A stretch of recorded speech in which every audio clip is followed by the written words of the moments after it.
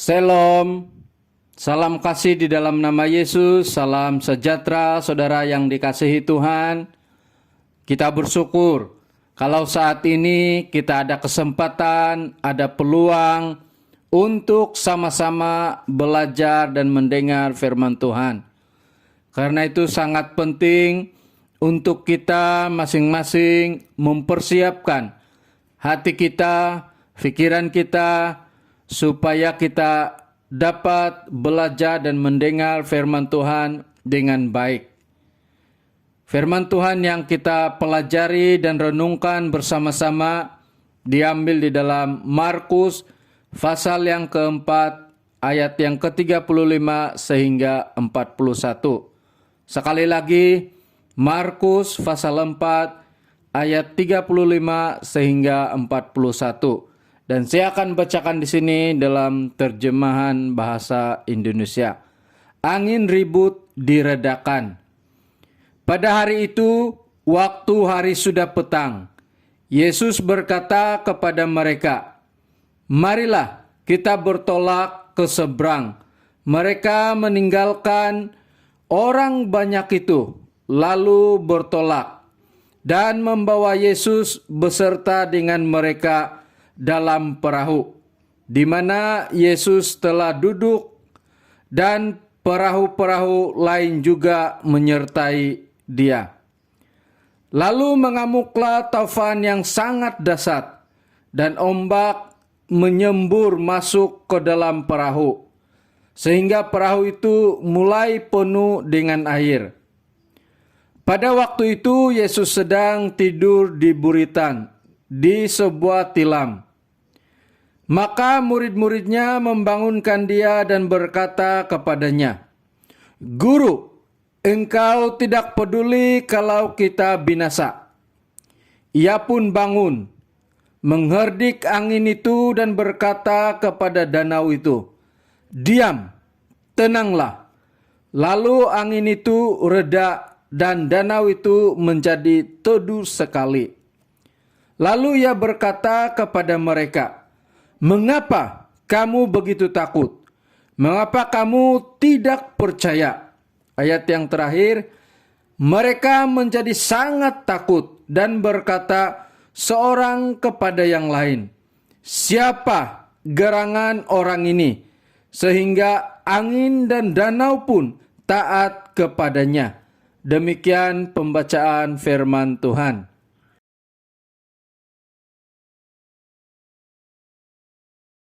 Saudara yang dikasihi oleh Tuhan, kita masih lagi belajar tema mengenai kedamaian.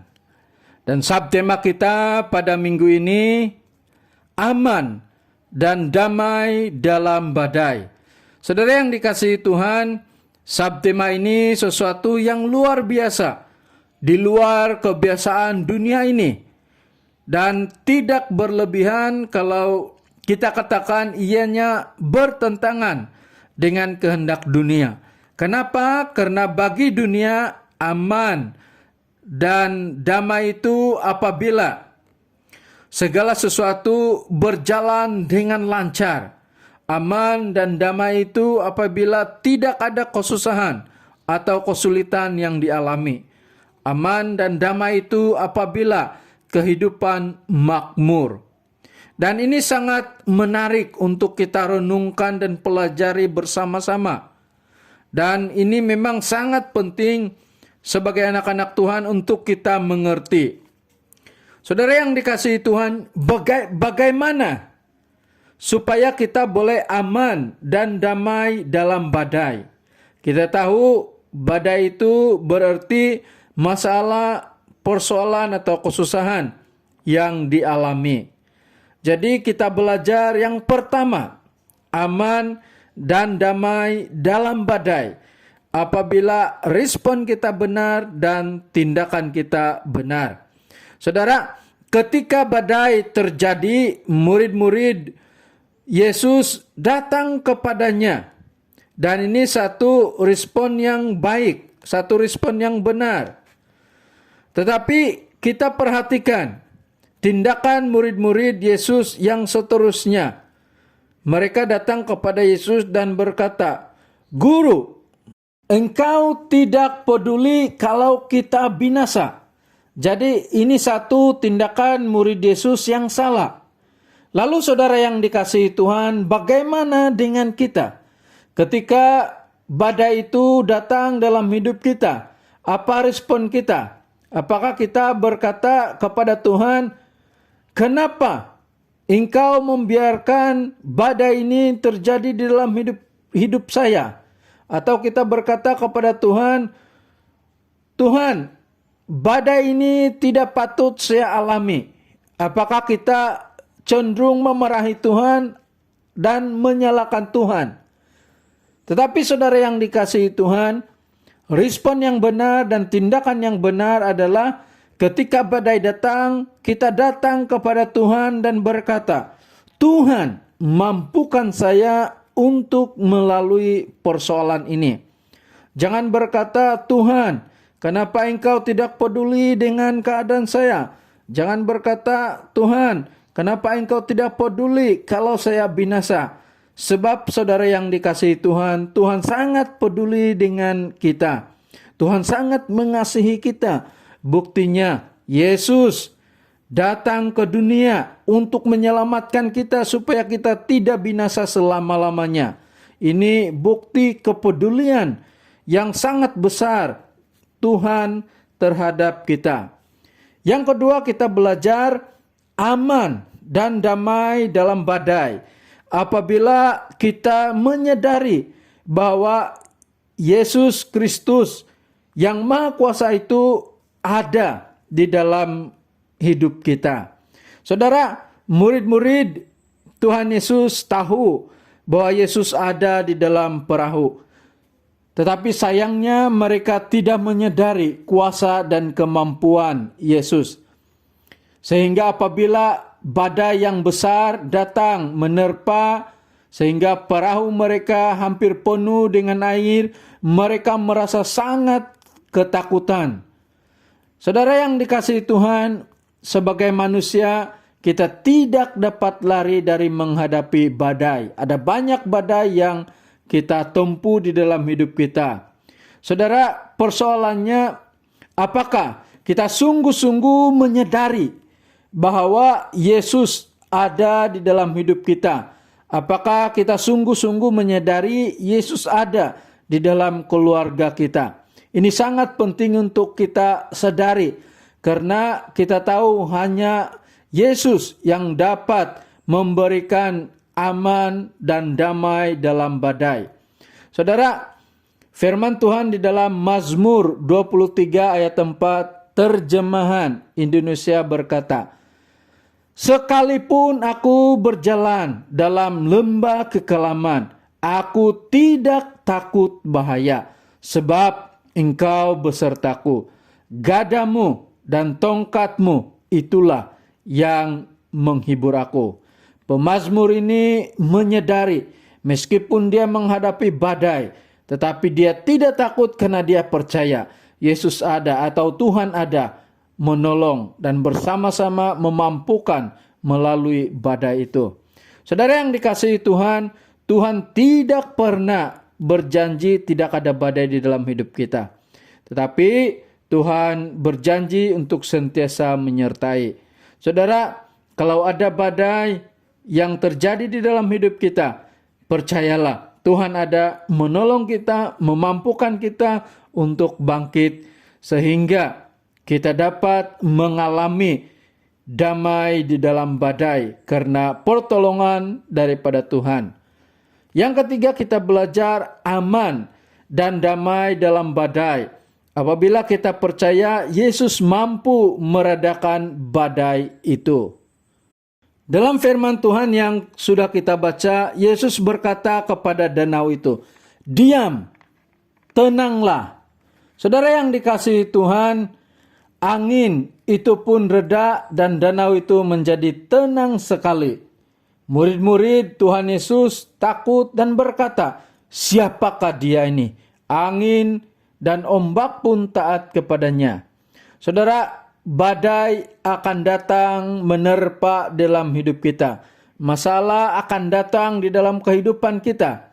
Bahkan COVID-19 sahaja pun sudah menjadi satu masalah yang besar.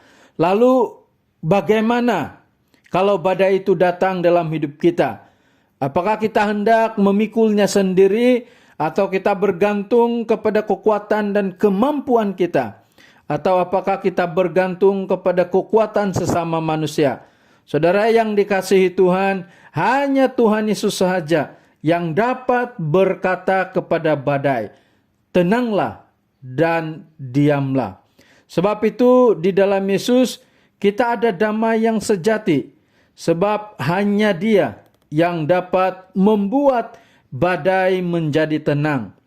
Hanya Yesus yang memahami keadaan kita.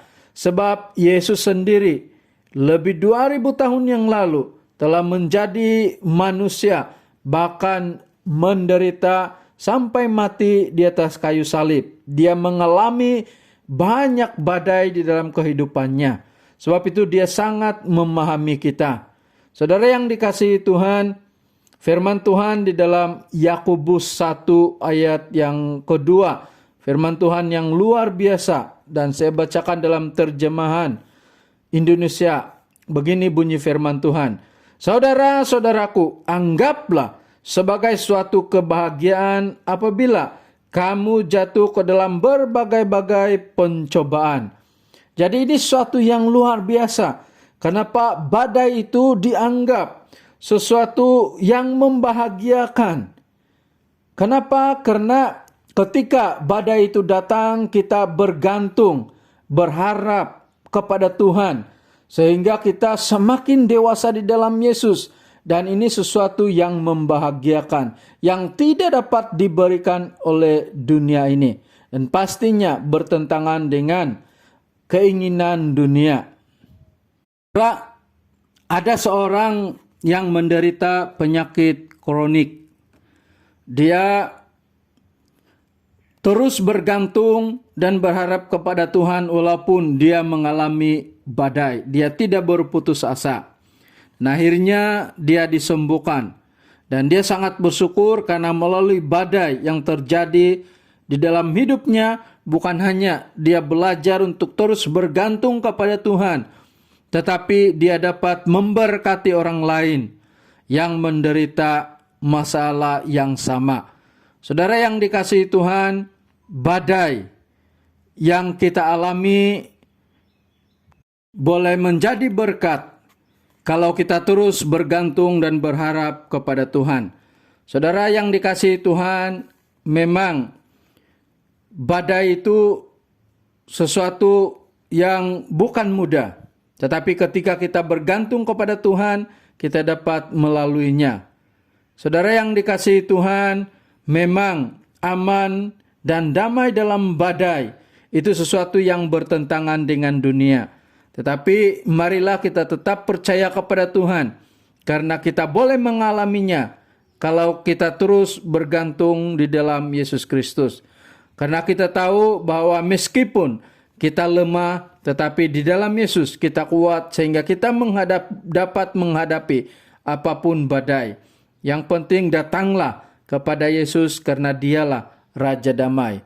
Firman Tuhan sampai di sini, Tuhan memberkati. Mari kita berdoa untuk firman Tuhan yang sudah kita dengar. Bapa di surga, kami mengucap syukur firman-Mu yang sudah kami pelajari bersama-sama.